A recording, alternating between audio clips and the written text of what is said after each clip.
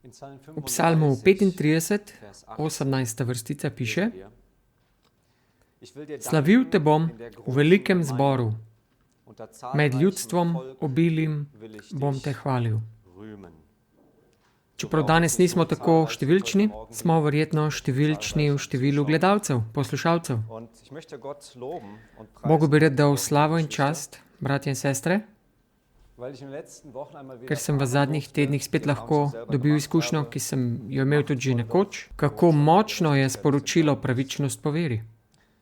V preteklih tednih sem imel priložnost v različnih skupnostih cerkvah, tudi hišnih cerkvah, pridigati in prikazati aspekt pravičnosti po veri. Iz različnih pogledov to predstaviti. In kot sem ugotovil, zelo preprost način, ki je vodilo k temu, da smo čudovite izkušnje doživeli vsi skupaj. Bolj kot preučujemo to temo, kar je večni evangelij, in je vedno jasneje vse skupaj postane. In mi ljudje, oziroma ljudje mi potem pravijo, da morajo spremeniti svoje življenje. Da morajo, ali pa nekdo drug je sicer rekel, da končno sem razumel, kaj v bistvu je evangelij. In to je izkušnje, ki me zelo veselijo, da sem lahko to doživel, da jih je resnica lahko osvobodila in da je to v njih storila moč, pravičnost po veri, kakor je tudi moje življenje bilo s tem zelo prežeto. In to še vedno deluje in me je osvobodilo nekoč in me še vedno osvobaja, da lahko živim zmagovito krščansko življenje danes, da ne rabim čakati, ampak da že danes sem lahko v Kristusu, iz dneva v dan, njemu postajam vedno bolj podoben. V teh predavanjih, v preteklih tednih, smo tematiko evangelija razvozlali, medtem ko smo govorili o pravičnosti, o posvečenju in tudi o zveličanju, kar se zgodi v najsvetejšem delu svetišča. Brez da bi vse to ponavljali, ampak če dogradimo, videli smo, da je pravičnost nekaj, kar se zgodi na dvorišču, kjer nas Bog povabi, da s pokorjenjem pridemo do njega in ga vprašamo, če nas želi očistiti. In Jezus seveda odgovori, ja, želim te očistiti. Da če imamo to resnično vprašanje, ali me želiš očistiti? In Jezus pravi, želim ti vse odpustiti. Želim ti vse grehe odpustiti. In to se zgodi takoj. Zdaj, sedaj, tukaj. Bog ne čaka na to, ampak to stori direktno. To smo videli v različnih primerih čudežev zdravljenja, ker nam je Jezus povedal nekaj o pravičnosti po veri, ker se ne gre samo za to, da smo zdravi telesno, ampak da nam to pokaže, da ravno po upravičenju lahko pridemo k Bogu in tam dobimo odpuščanje od vseh grehov. In to je čudovito, da imamo te čudovite primere ozdravljenj. To je trenutek tudi, kjer Bog v naše življenje vstopi, ko nam vse oprosti, kar je bilo do sedaj, popolnoma vse, res vse, in kjer smo na novo rojeni. Na dvorišču se zgodi tudi novo rojenje, da postanemo nov človek, kakor pravi Pavel, 2. Korinčanom 5:17. Staro je prešlo, glej, postalo je novo vse. Sveti Duh pride v naše življenje, dobimo novo motivacijo, novo usmeritev in vse se obrne za 180 stopinj. In zato to ni tako preprosto, kot mnogo kristjanov verjajo, da gre samo za sodno izjavo, kjer Bog tako lekoč v nebesih samo izgovori in nas naredi pravične, ampak da je to nekaj praktičnega, kar se zgodi, ker pride do spremenjenja. Da vsakič, ko Bog govori, kaj on naredi? Imamo to čudovito sliko iz vrta, potem stoji trdno. Ko on izgovori, potem se nekaj zgodi. To ne gre samo za izjavo iz sodišča, ampak to je nekaj, kar se v človekovem življenju zgodi. Postanemo nov človek in se zgodi spremenjenje. Ne samo odpuščenje greha, ampak predvsem odrešenje od greha, osvoboditev od greha. To smo se tudi pogledali, da s pravičnostjo Kristusa se ne moramo obleči, če še naprej se oklepamo greha. Veliko vprašanje, ki si vsaka duša bi se morala vprašati, je, ali je moje srce obnovljeno? Se je moja duša spremenila? So mi grehi po veri v Kristusa bili odpuščeni? Sem ponovno rojen?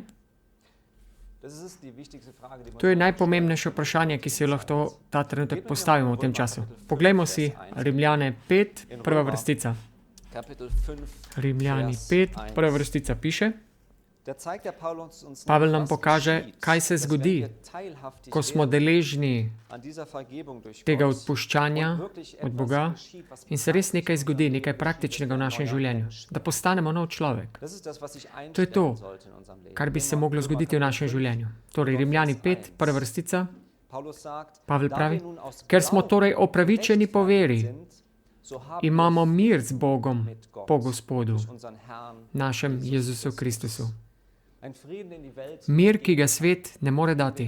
Mir, ki ga lahko da samo Jezus Kristus. Podari. In takoj tukaj zdaj nam ga želi dati takšni, kakršni smo, da lahko pridemo k njemu, k Jezusu. In on nam ta mir želi dati z njegovim opravičenjem. In potem, ko se to zgodi, potem nam Jezus da še nalogo. Potem nam ukaže in nam da obljubo na pot. Tako kot je vedno dal tudi pri vseh ozdravitvah. In je rekel, pojdi in ne greši več. To je bila obljuba. Obljuba, ki jo je Bog dal ljudem na pot potem, ko so bili očiščeni vseh krivičnosti. Pojdi in ne greši več. Sedaj naprej. Ampak tukaj se že duhovi delijo. Če je to nekaj, kar se tukaj Bog z nami igra, ali ko nekaj reče, kar v bistvu za nas ne velja, vemo, da ko Bog reče, kako pride njegova beseda nazaj, nikoli ne pride prazna. Ko Bog izgovori, to stoji. Torej, ko reče, pojdi, ne greši več, potem lahko to izjavo vzamemo kot obljubo. Ampak že tukaj se delijo duhovi. Preučevali pa smo tudi v teh pridigah, kako je Jezus premagal. Brali smo, da nas Jezus vabi, da premagamo tako, kot je on premagal. In prepoznali smo, da je njegova moč premaganja, njegovo posvečenje ni samo v tem, da je greh tako rekoč odstranil greh, ampak v njegovem življenju bilo tako, da je njegovo premagovanje bilo v tem, da se je odstranjal iz greha. Da ni dopustil greha. To je to, kar je v novorojenem stanju nam obljubljeno. Torej, in je lahko naša izkušnja. Jezus, kakor jaz razumem, je prišel na ta svet s tem novorojenim duhom in njegovo premagovanje in posvečenje je bilo v tem, da se je upiral grehu. Neprestano. Neprestano hodil po Božji volji, po očetovi volji, v nesebičnosti in predaji. In tako nas tudi danes Jezus vabi, da bi mi imeli tako izkušnjo. Pri novorojenju nam je ta moč obljubljena. Moč za premagati greh.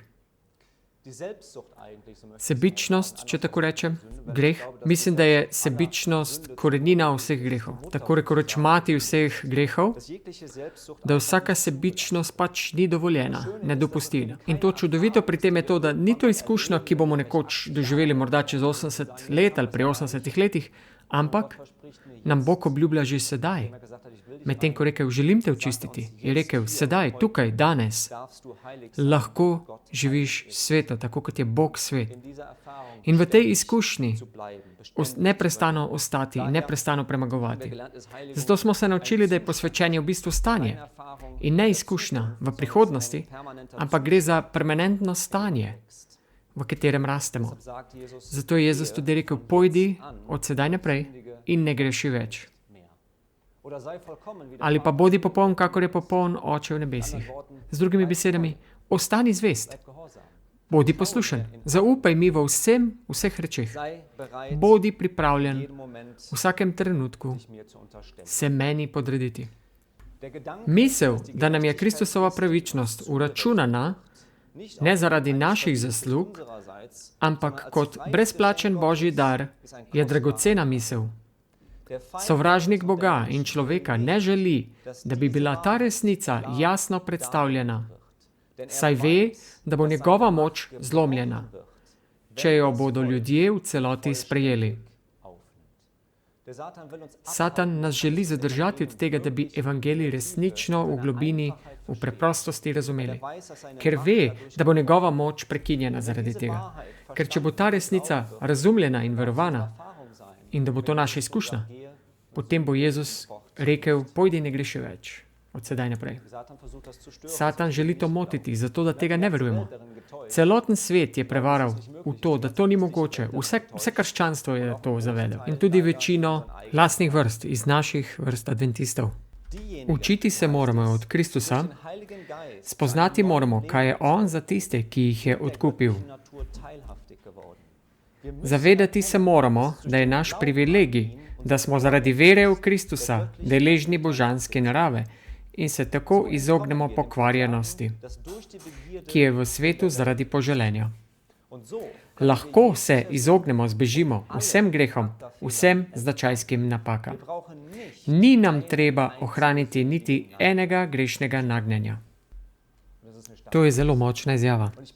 In zelo sem vesel, da je duh preroštva to še enkrat tako jasno povedal, kar v bistvu Biblija uči, da niti enega grešnega nagnjenja ne rabimo obdržati in da se vsega greha in vseh značajskih pomanjkljivosti lahko znebimo.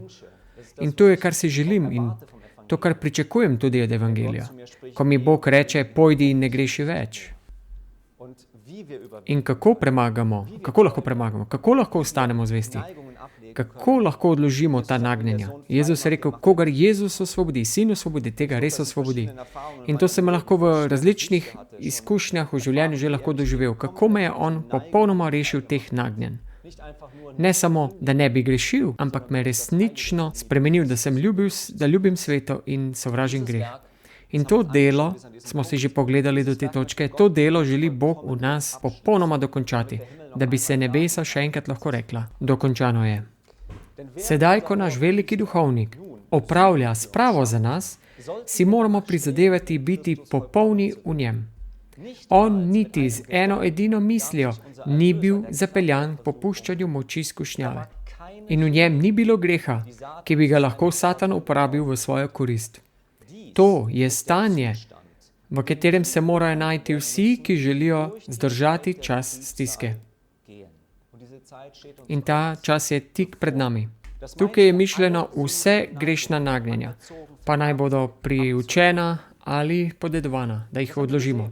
In videli smo, da svetišče v bistvu to uči, da na dvorišču vidimo opravičenje in v svetem, ko nam Bog daje izkušnjo, posvečenja in v najsvetejšem, kako nas Bog v tem času želi zveličati, kako se on želi zveličati, oslaviti v nas. In rešitev je v tem, da gremo celo pot svetišča. Poln večen evangelij, pravičnost oziroma opravičenje po veri. In tukaj bi z vami danes začel, na tej točki. Vprašanje, ki bi rad postavil, kako lahko tako veliko delo se dokonča v nas. To je v bistvu, lahko bi rekli, gromozansko delo. Vsako podedovano in privzgojeno grešno nagnjenje, da jo odložimo. In to je potrebno v tem času, da bi lahko stali v času stiske. Kakor ko je Jezus stal, ko je hudič prišel do njega in mu rekel, Jezus, da ko on prije do mene, nima nič v meni. V to stanje bi nas Bog rad pripeljal. No, kako lahko Bog tako veliko delo dokončal nas? Kako se vse velike stvari dosežejo v življenju? Resnično vprašanje. Kako se dosežejo velike reči? Biblija pravi kako? O velikih rečih. Kako dosežemo vse velike reči? Morda je to preprosto.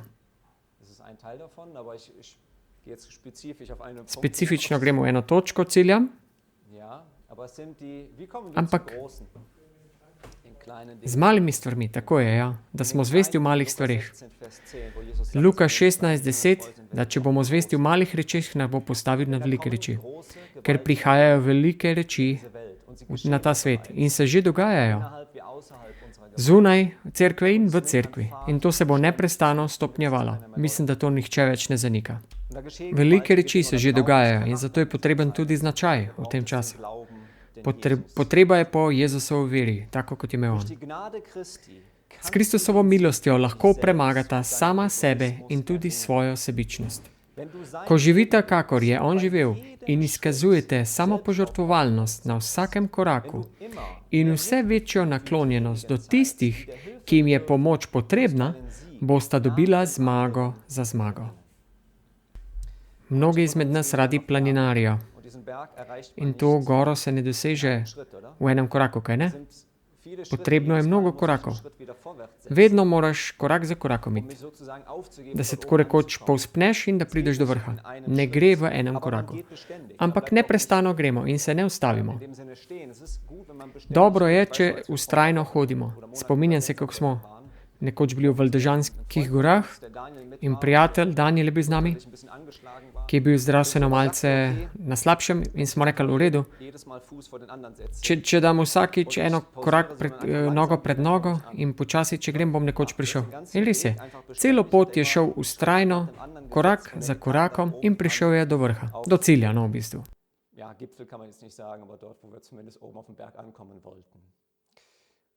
In če tukaj to tako beremo, potem to ni mogoče, če ne postavljamo nogo pred nogo. Bog je to tako nastavil, da je dokončanje, popolnost mogoče samo tam, ker nas Bog želi imeti, ampak ne moremo tja priti, če nismo na vsakem koraku zvesti Bogu in da na vsakem koraku kažemo požrtvovalnost. Vsak dan bosta vse bolj spoznavala, kako premagati svoj jaz in okrepila slabe točke svojega značaja. Gospod Jezus bo vajna luč, vajna moč in krona vajnega veselja, ko svojo voljo popolnoma podredita njegovi volji. Tu beremo tudi pogoj, kako je Bog dal k tej obljubi, da vse te slabe značajske lastnosti lahko odložimo. Če pri vsakem koraku se podredimo njegovi volji. Ali to velja tudi za velike reči? Včasih so stvari tako napisane, da takoj mislimo na velike reči, ampak pri vsaki majhnem koraku je tako. In tukaj gre za zavedno strmenje življenje. Za zavedno, ko se zjutraj zbudim in Bogu predam svoje življenje, torej strmim k temu, da bi Jezus živel v meni in da se zavedno vsak dan znova odločam priti na ta hrib, vrh, da naredim naslednji korak. Ideal, ki ga Bog določa moškim in ženskam, je mogoče zares doseči le, če se v tem vedno počutijo odvisni od Kristusove pomoči. Predajta se Bogu v popolnosti in brez kakršnekoli rezerve. Zavest, da se borite za večno življenje, vama bo nudila in predstavljala za vaju stalno spodbudo, tolažbo in podporo. Kristus vama bo dal moč za zmago. Z njegovo pomočjo lahko zares uničita korenino sebičnosti v svojem srcu. In to je popolna svoboda. Na tej točki, ko je Jezus bil na križu in vse, kar so z njim naredili, in kljub temu jim je še vedno želel odpustiti. Tam je visel naš rešenik. Najmočnejši človek, ki je kdajkoli živel. Z najmočnejšo značajskimi potezami. In ta korenina nesebičnosti, da ne gleda na sebe, je lahko mogoče uničiti. To je dar Svetega Duha, nam pravi Sveto pismo. Ko Sveti Duh pride v naše življenje, nas on tudi opozori lahko in tudi to počne, na našo sebičnost. In vprašanje je, ali imamo to izkušnje, da Sveti Duh želi nekaj doseči, da to dojamemo, prepoznamo v vsakem dnevu, kako se obnašamo. In kako se potem obnašam, je vprašanje. Ena možnost je, da se tega ne zavedam, potem je potrebno, da naj mi da to misel, na misel, da mi pride. Na drugi strani pa to moram sprejeti kot darilo, ko mi Sveti Duh to razodane. In se ne nekako opravičevati ali pa iskati izgovorov, bežati iz situacije, ampak da se postavim tej situaciji in se ponižam pred Bogom. Tukaj piše, zveličar vaju poziva, da zanikata svoj jaz in nase vzameta svoj križ. Tedaj ne bo nič preprečilo razvoja duhovnega, celotnega vajnega bitja. Še enkrat tukaj vidimo, kako je Bog to nastavil, da je popolnost mogoče samo, če smo zvesti v malih rečeh. Da damo na stran sebičnost in da ne mislimo prvo na sebe, na moj komfort, da delamo to, kar meni paše, kako se lahko najbolj zabavam, ali pa kako imam lahko največ veselja v danem trenutku, ampak da vidim prvo drugo osebo. Jo smatram, kaj lahko njej, tej osebi storim. In to lahko dosežemo samo, če neprestano dajemo prostor Svetemu Duhu. Pred 2 dnevi sem telefoniral z ženo in sem ji nekaj povedal in potem me je opozorila na nekaj. Sem si mislil, to ni tako, kot sem jaz povedal v mojem veselju in sem spoznal, da sem imel tak boj v sebi. Ampak hvaležen sem Bogu, da se vedno bolj lahko učim v teh situacijah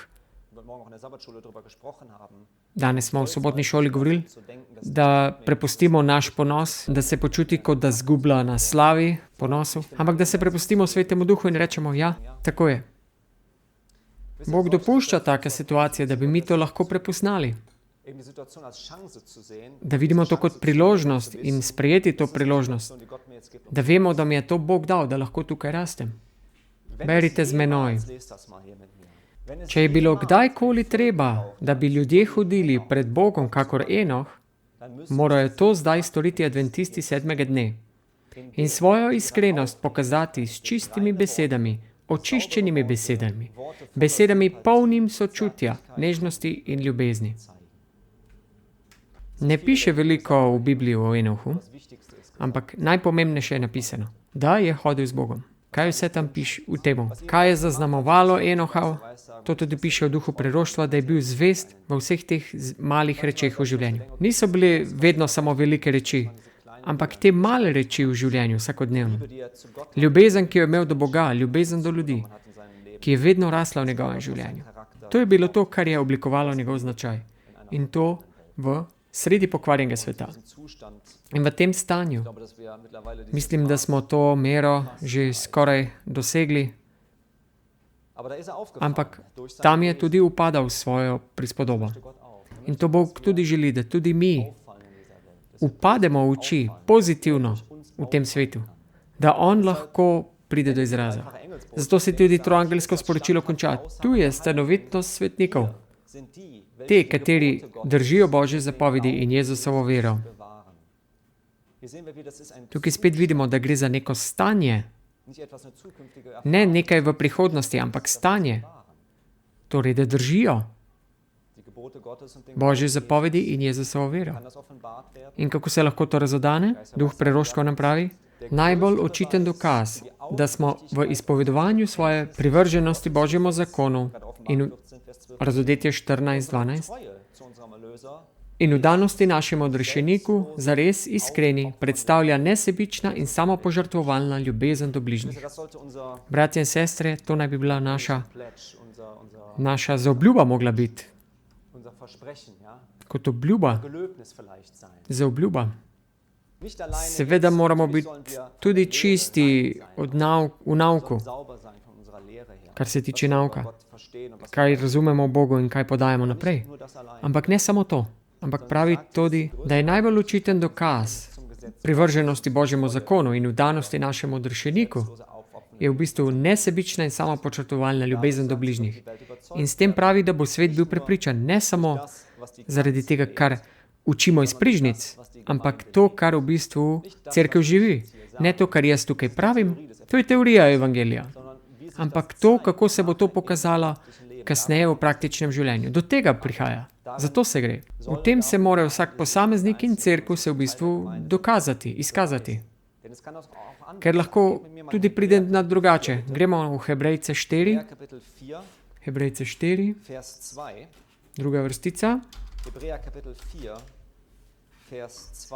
Hebrejci 4, 2. Pavel piše,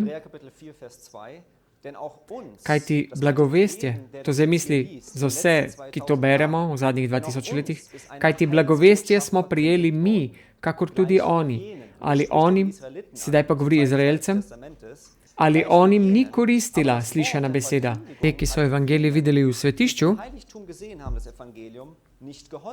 ni jim koristila, ker ni bila združena z vero njih, ki so jo slišali.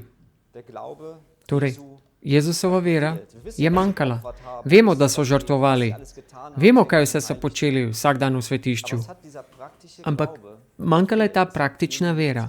Nič jim ni pomagalo, čeprav so imeli svetiščno sporočilo pred nosom. In videli. To je tudi to, kar Izaija 58 nam pravi, kjer jamrajo pred Bogom. A ne vidiš naše postenje? In kakšno je bilo Božji odgovor na to? Ja. Vidim, ampak ne gre se za vaš post. Vidi vse te žrtve in vse te tradicije in vse, kar počnejo. Ampak Bog ni hotel tega.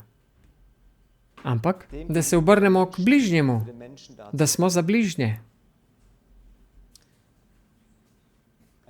Ellen White pravi, zanimiva izjava, odrešenik sveta je imel veliko poslušalcev, a malo sledilcev. Kratko in jasno. Odrešenik sveta je imel veliko poslušalcev, a zelo malo sledilcev. Kakšna razlika je to? Ali sem poslušalec ali delavec besede? Pavel je to napisal tudi v Rimljanih. Morda neprestano poslušam pridige za pridigo. Na internetu je veliko nezbiro. Ampak brez sadu, ki naj bi sledili v mojem življenju. To vprašanje si moramo postaviti.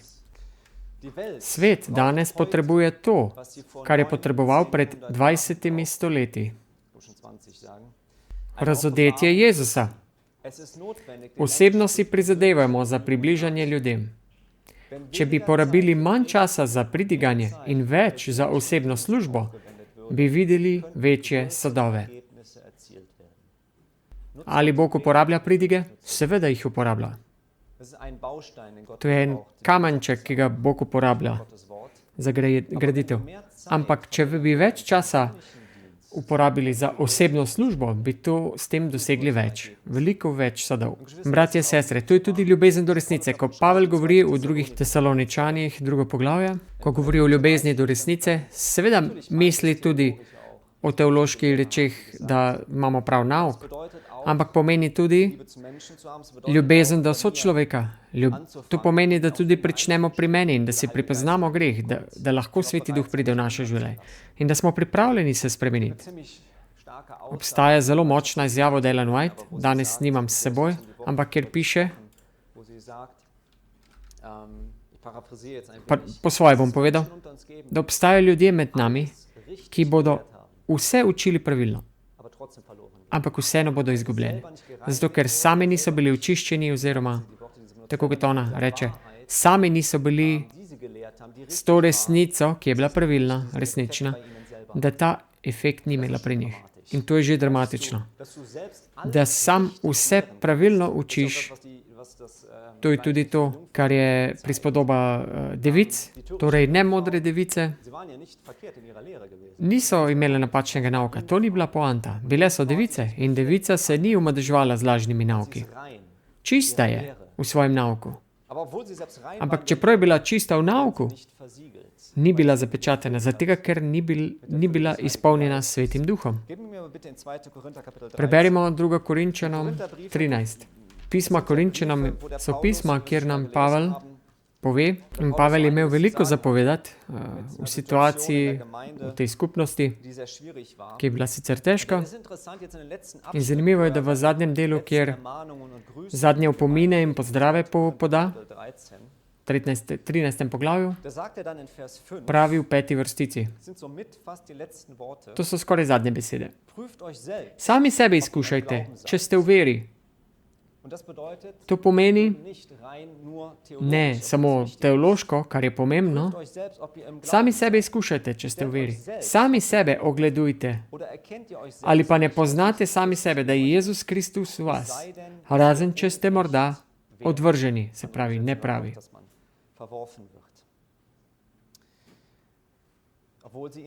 Čeprav so ga prepoznavali, niso živeli za njega.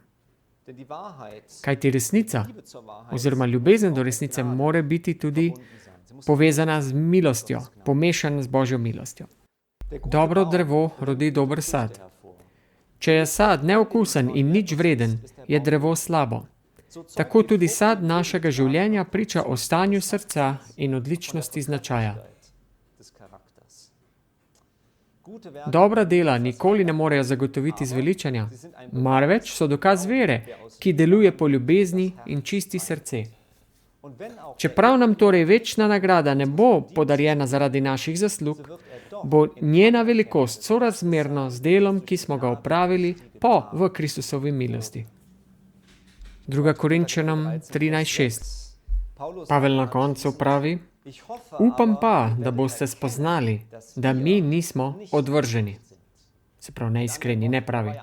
Z drugimi besedami, bil je obtožen situacije, so ljudje rekli, da je on lažni apostol.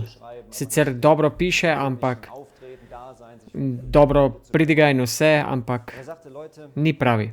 Ljudje pa, on pa jim je rekel, prepoznali boste. In s tem je vzel tudi svoje sodelavce noter, imena je naštel, Tite in druge, da niso oni neiskreni, neresnični. Da niso pomanjkljivi v tem, da živijo za Kristusa. In ljudje naj to vidijo in lahko vidijo. In to je bila Kristusova metoda. Večji del njegovega dela je zajemal pogovore s posamezniki. Posebno pri srcu mu je bil en sam poslušalec. In potem enem se je sporočilo pogosto razširilo na tisoče. Splača si vzeti čas za enega posameznega. Čeprav se nam morda zdi, da bi želimo doseči maso, splača si vzeti čas za posameznika. To je to, kar je Jezus največkrat počel. Osebni pogovori, osebno sočutiti z ljudmi, osebno poučiti, opominjati, pozivati, vse, kar je bilo potrebno v osebnih pogovorih. In tudi nam je dana ta naloga v obliki evangelija. Ne samo, da pravilno pridigamo, ampak tako, kot tukaj piše. Življenje pravega vernika razkriva v njem prebivajočega odrešenika. Kristusov sledilec je podoben Kristusu v duhu in temperamentu, naravi. Se pravi, je kot Kristus blag in ponižen.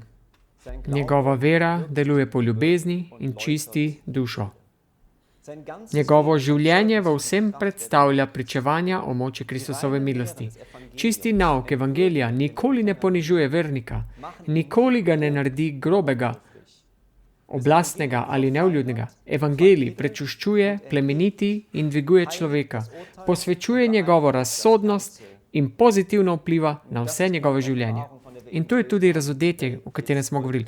Razodetje, ki ga ta svet tako nujno potrebuje. Boljši način, da spoznajo Kristusa, ne obstaja, kot ta, da ga vidijo razodetega v življenju njegovih sledilcev.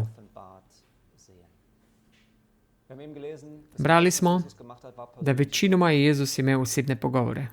V drugi izjavi in tudi iz Biblije vemo, da so vsa njegova dejanja in dogodki, da je večino, kar je Jezus počel. Poleg vseh teh pogovorov je v bistvu največ zdravil. In ravno tukaj prihaja in poudarjam pravo zdravstveno misijonsko delo do izraza, oziroma v igro, da se lahko razodane. Da moramo adventisti 7. dne gojiti ljubezen, potrpežljivost in resnično uglajenost. Božje ljudstvo mora v težnji, da bi doseglo najvišji kriterij popolnosti, vlagati odločne napore.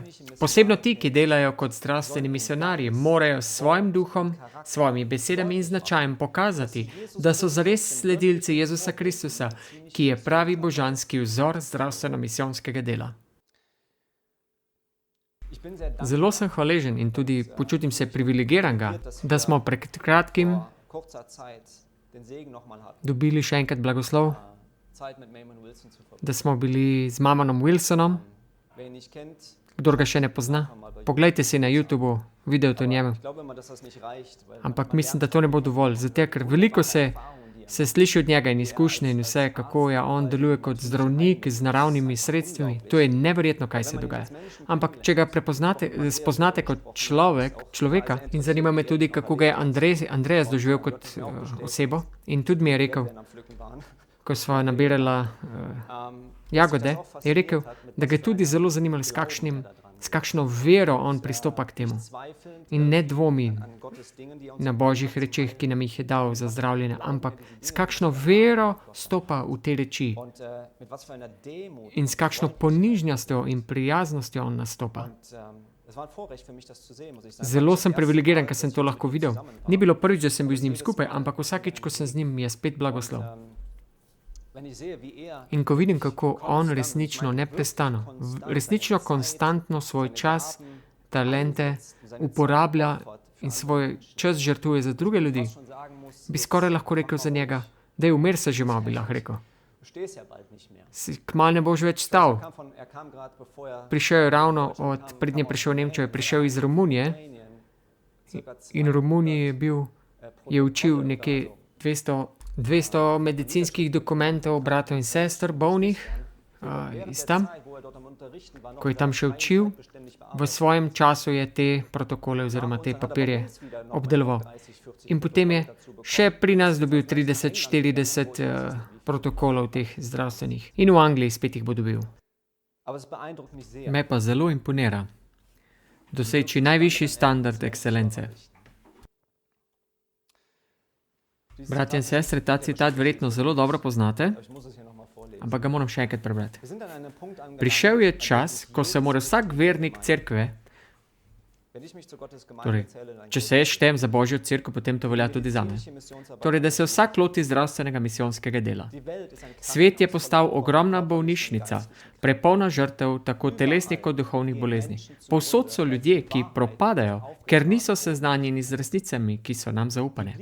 Vernike cerkve je treba prebuditi, da bi doumeli svojo odgovornost, da znanje o teh resnicah prenesejo tudi na druge.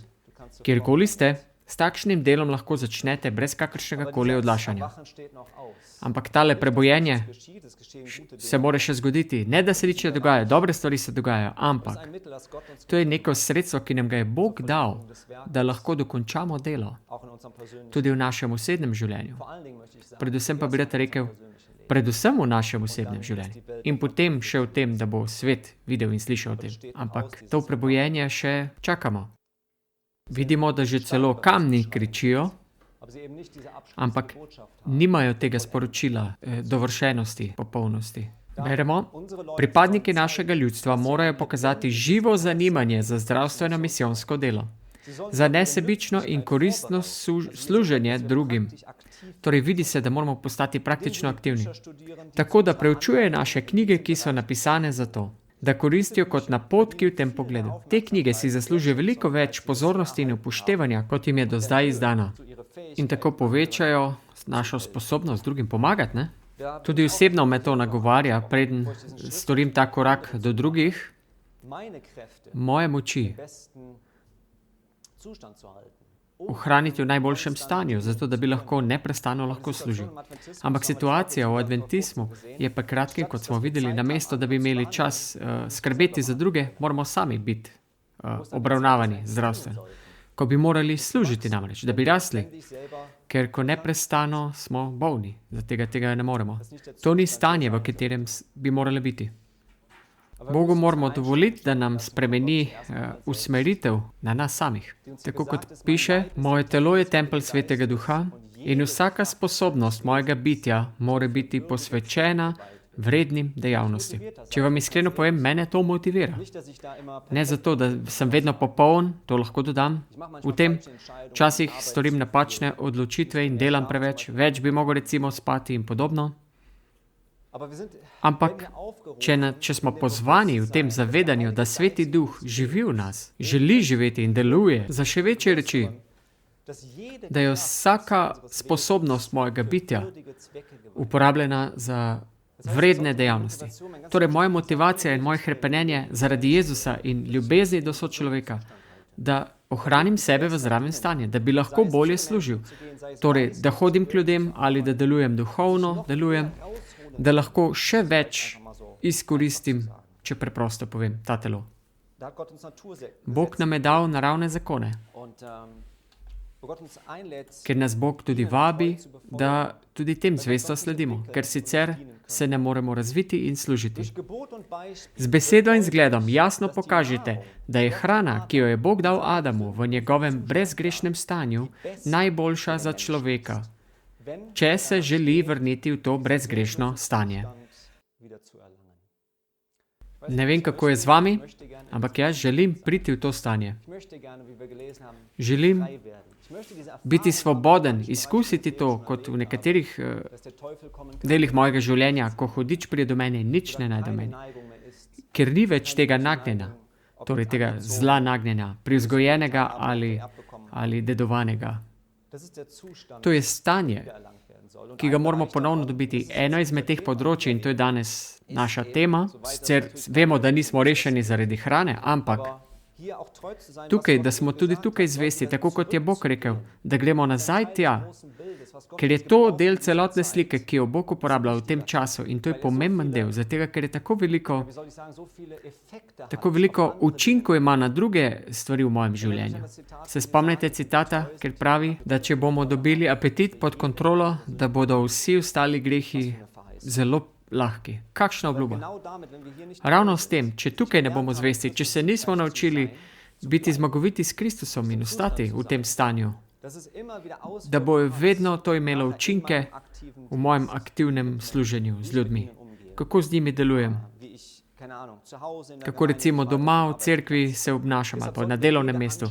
Zato bi morali usmeriti vse naše napore v to smer in ne iskati izgovorov, kakor tisti, ki to razumejo, ali ne, kot naprimer, a je arzenik v siru not ali ne, ali pa nekoč je bil. Tako bi moral reči. Bratje in sestre, kaj nam je Bog rekel? Komu naj sledimo? Nazaj v stanje, v katerem je bil Adam. S prehrano, ki jo je Bog namenil za človeka za ta čas. Ni odvisno, ali je v siru arzenik nekoč bil ali ne. Pomnite, da lahko. To je zelo kratek stavek, ki si ga zapišemo za ušesa. Pomnite, da lahko pravo veselje najdemo samo v nesebični službi. Koliko izmed nas išče srečo v drugih rečeh? Ko si ravno mislimo, kako lahko najbolje porabim svoj čas, recimo, da doživim nekaj čudovitega.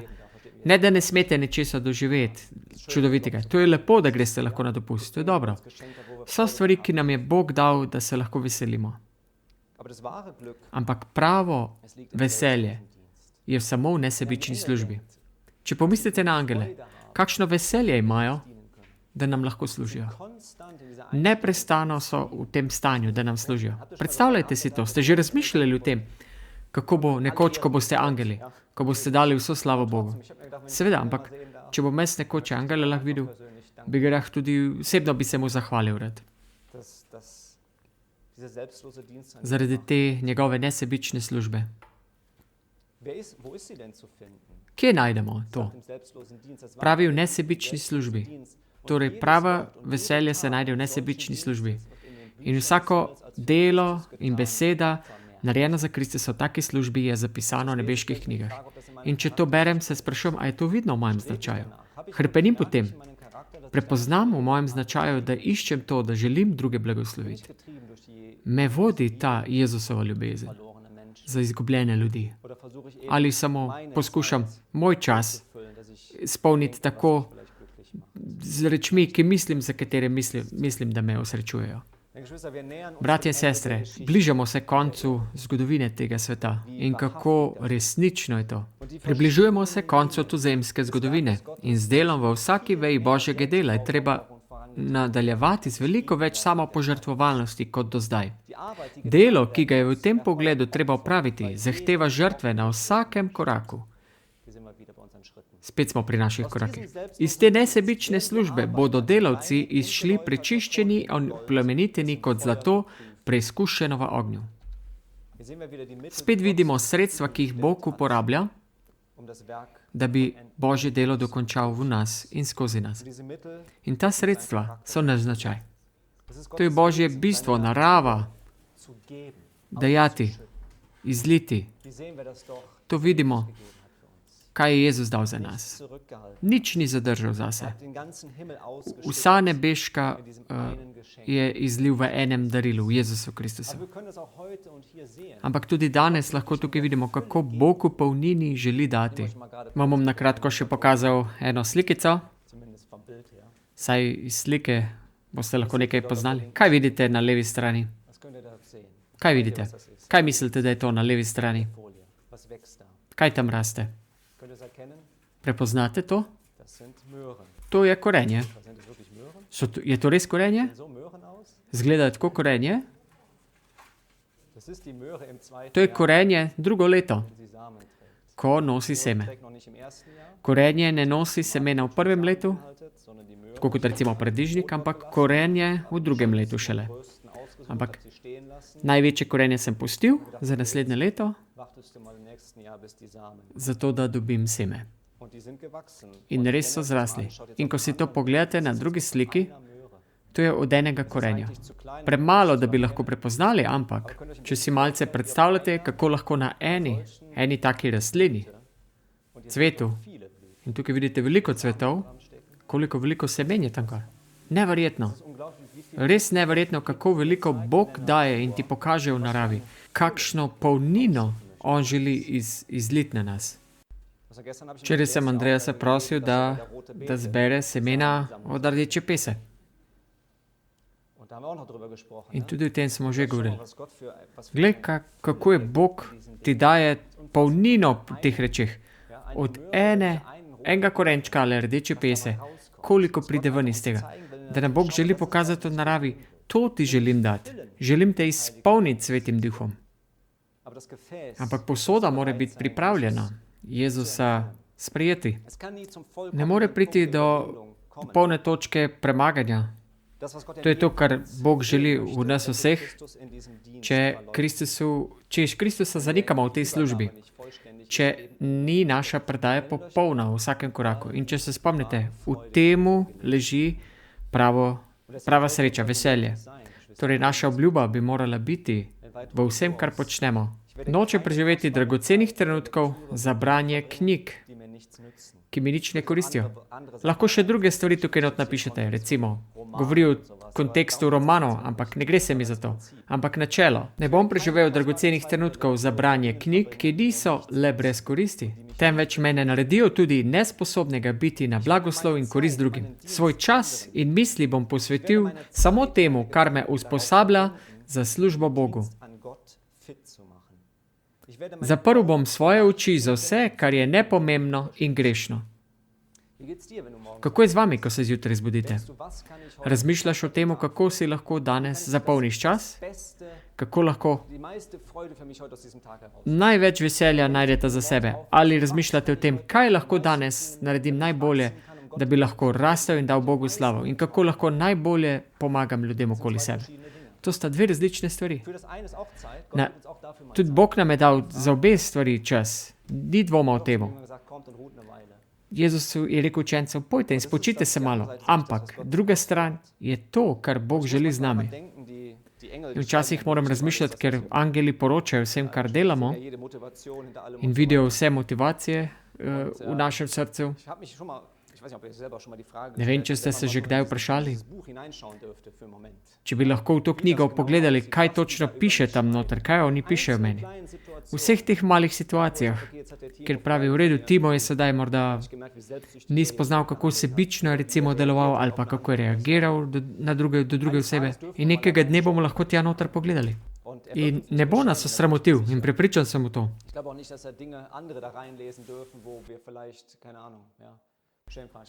Dobro, da Bog tudi zbriša grehe ven.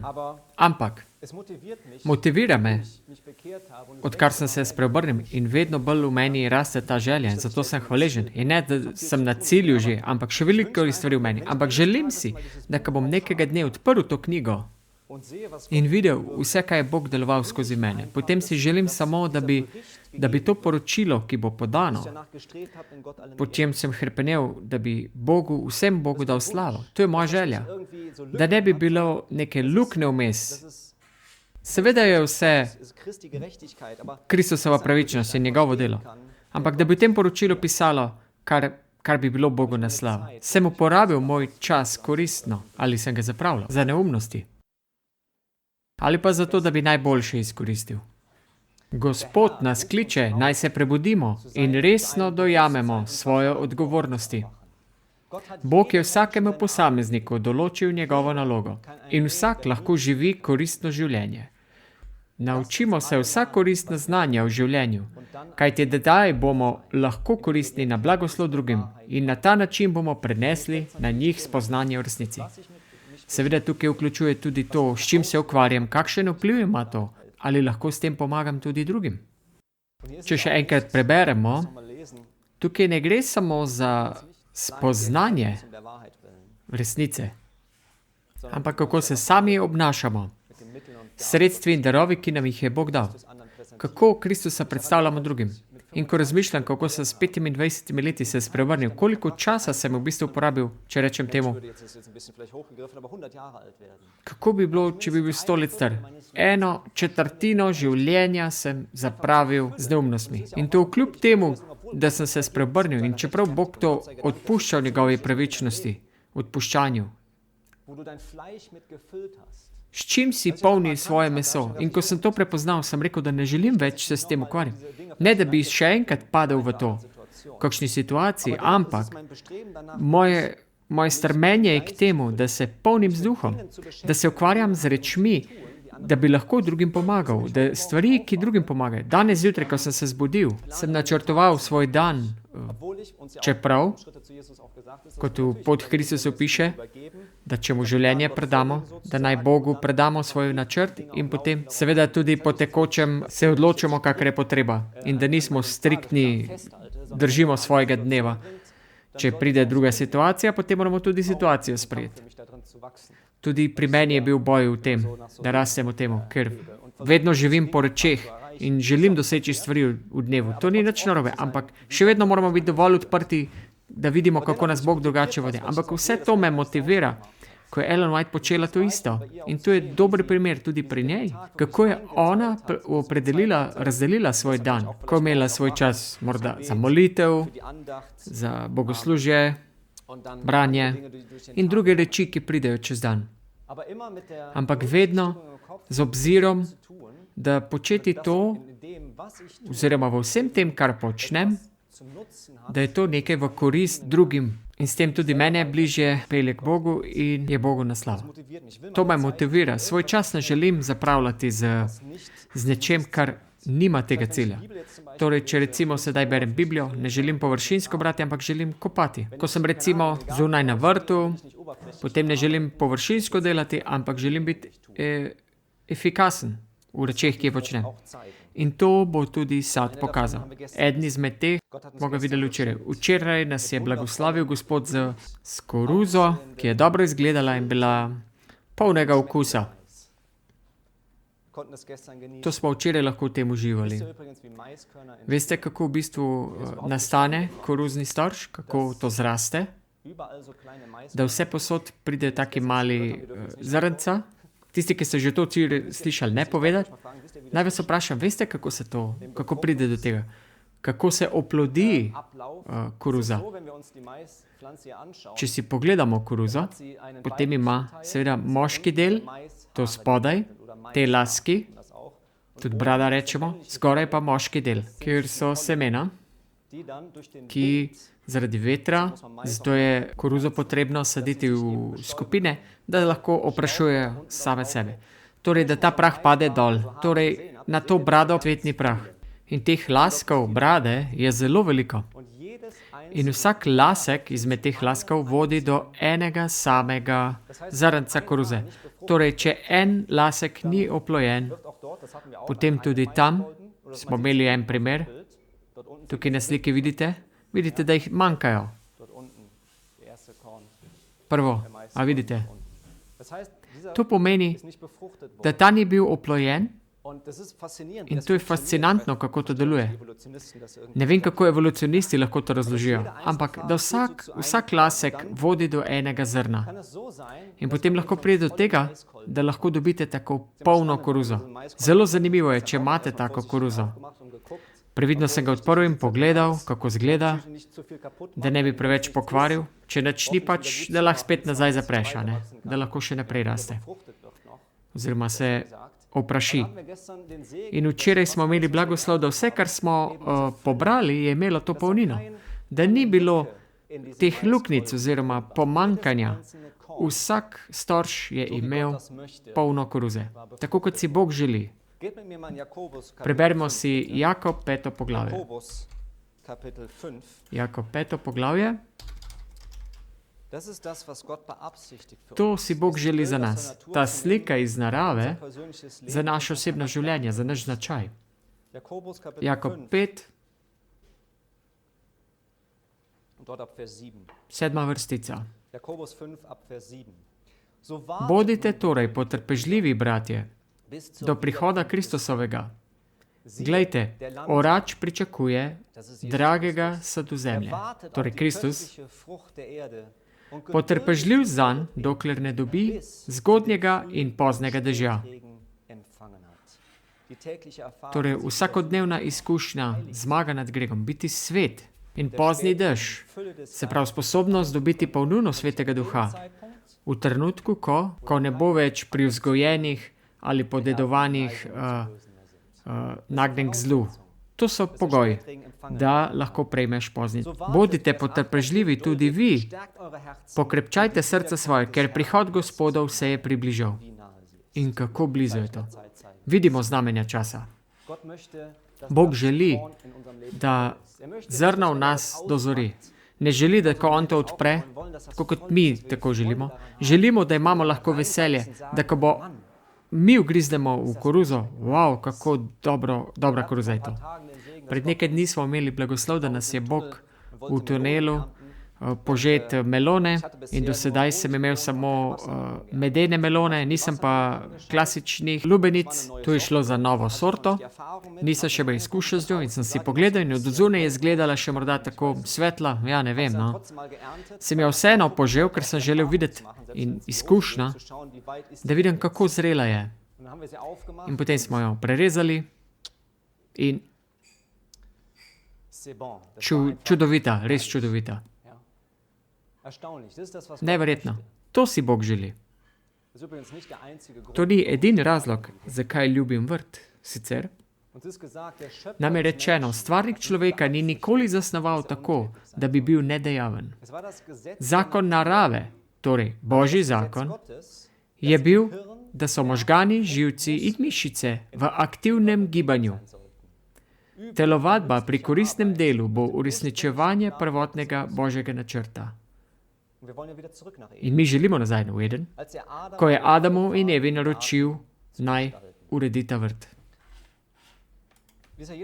Vsakič, ko stopim tukaj čez vrata in grem v vrt, vse, kar me morda bremeni, pustim za seboj. Enostavno zgine. Enostavno gre koncentracija nekaj druge. In to je res svoboda, to je terapija. In ravno ta terapija je to, kar pravi, da je to popolna harmonija med našimi fizičnimi, mentalnimi in duhovnimi bitjem. Da ni to samo ena stran štrliven, ampak da je vse v ravnovesju med seboj. Veste, če cel dan, morda sem na Facebooku, ali sedim pred računalnikom, ali kaj podobnega, te umetne stvari, potem ne more priti do harmonije značaja. Ne gre. Lahko sem močen na enem področju, ampak to ne pomeni, da imam ravnovesje v vseh stvarih. To kaže moje življenje. Seveda živimo v padlem svetu in potrebujemo, in uporabljam tukaj sicer umetne stvari, računalnike in to, ampak Bog tudi blagoslavlja to. Ampak tega si Bog originalno ni zamislil, to, kar je Bog ustvaril. Verjamem, da tudi vsi danes tukaj poznate New Start. New Start nam pravi nekaj. In zanimivo je, da če razmišljate, če greste na vrt, imate New Start vseh točk na vrtu. Ne rabite iskati tako kot v drugih področjih življenja. Greš ven in imaš takoj, ko greš na vrt, imaš vse New Start točke. Drugače moraš pa to iskati. Če pa si na vrtu, imaš vse skupaj. New Start. Prehrana, gibanje in vse posamezne. Vse je avtomatično tam. Ellen White pravi, da mora biti, torej Božji zakon je bil, da so možgani, živci in mišice v aktivnem gibanju. Torej upravljanja, telovadba pri koristno delo, In lahko je tudi, da drugačno delo kot vrt, tudi kakšno rokodelstvo, kjer se udejstvujemo, kjer se tudi lahko pride do ravnovesja, do popolnega značaja. Ampak pravi pa, da je vrtnar bolj zdrav od teh dveh. In zato, ker je včasih morda to pomanjkljivo, da smo včasih v naših drugih stvareh v našem življenju in govorimo o malih rečeh, ki vodijo v popolnost, dovršenost. Obstaja tudi drugo področje, ki bi ga rad z vami pogledal. kjer govori v kontekstu misijonskih šol in inštitucij, lahko pa to na vse področje življenja prenesem. Ne gre samo za misijonske šole. Opravljati bo treba neprijetne naloge. Nobene dolžnosti ne spreglejte v pričakovanju, da jo bo opravil nekdo drug. V nobenem delu šole naj se ne opravlja površno delo. Zgrabite za nezaželjeno delo in ga obvladajte. Tako boste dosegli zmago. Prelaganje, odlaganje tudi majhnih obveznosti slabi navade hitrega dela, ki jih je treba spodbujati. Razvijte navado, da vidite, kaj je treba storiti in to storite takoj. To pomeni, da če vidimo, da tam nekaj leži, je treba nekaj postoriti, je to sedaj zame. Bog mi sedaj daje možnost, da rastem. V teh malih rečeh, da sem pazljiv in da ne čakam na drugega, da to stori. Vse, kar počnemo, pravi duh preroštva, ima vpliv na nas. In pomembno je, da razvijamo ta uč za to. Tudi jaz sem se moral to naučiti. Kot pravi, uč za stvari, ki jih je potrebno storiti in jih takoj storiti. To je zelo posebna lastnost značaja. Vrt pa je seveda tudi zato, ker eden izmed sredstev, ki nam jih je Bog dal na začetku, da lahko razvijamo za te male reči, kjer so tudi naloge tako številčne in tako veliko, kjer se lahko tudi preučimo kaj. To je eden izmed osnovnih sredstev, ki nam jih je Bog dal, v katerih lahko rastemo, ravno v tem aspektu. Ker če to manjka, potem nas Bog preprosto ne more blagosloviti. Pa če tudi velike stvari želimo delati, na način nas ne more uporabiti, če še vedno sebičnost v našem srcu, življenju. Ker to, kar ona tukaj piše, ima učinek na naš odnos do človeka, kako za koga skrbim. To je zelo velika reč, ki se nam zdi morda mala.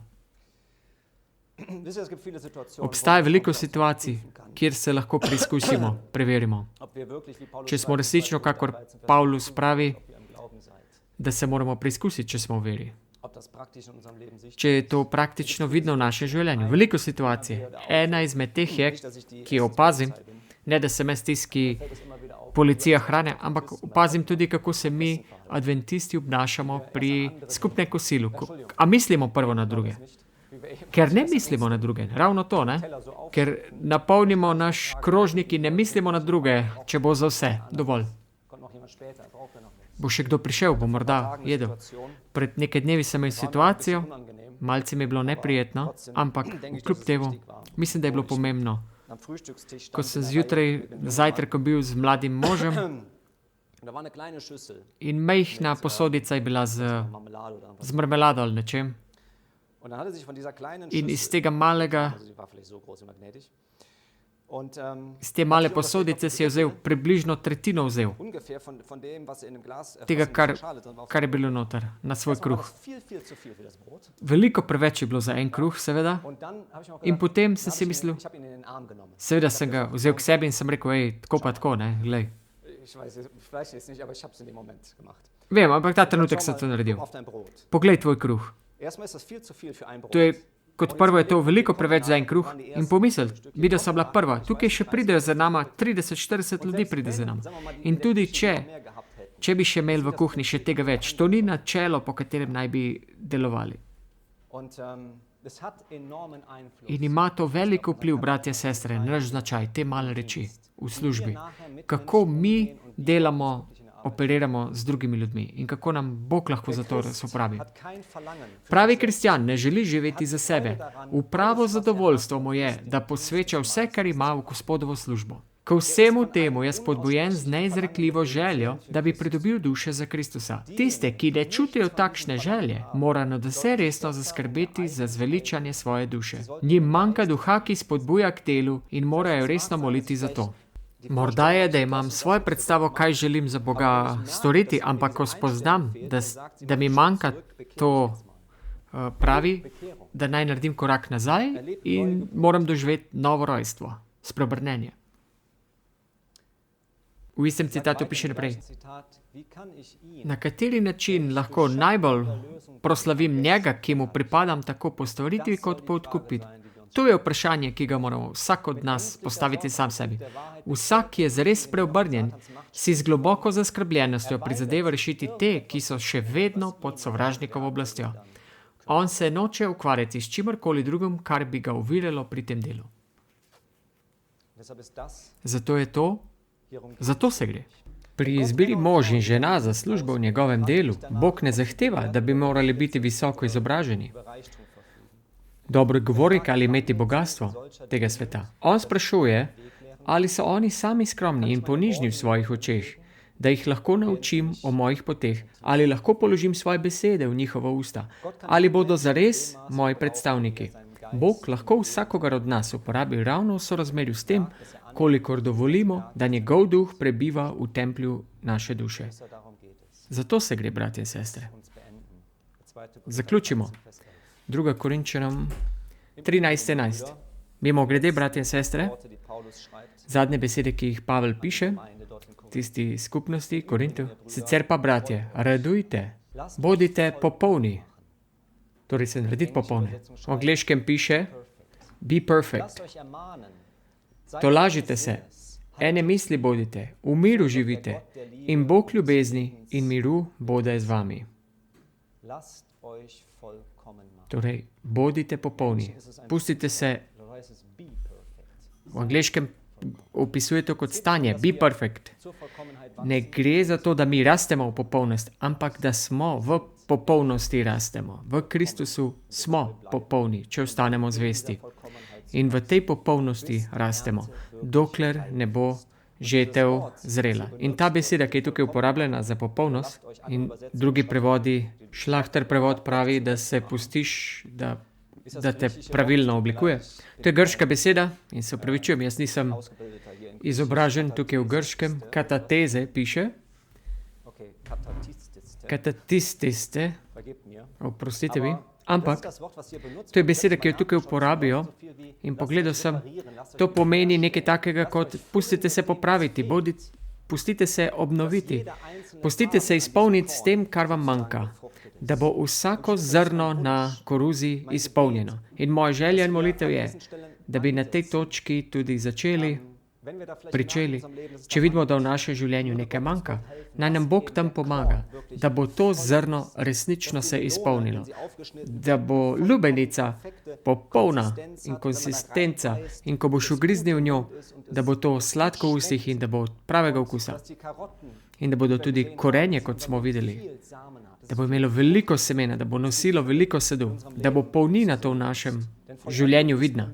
Kajti popolnost, izpolnost je mogoče samo, če imamo prvo v mislih to, da mislimo na druge. Potem bo zaradi zvestobe v teh malih rečeh ta značaj razvit za popolnost. Naj nam Bog pomaga.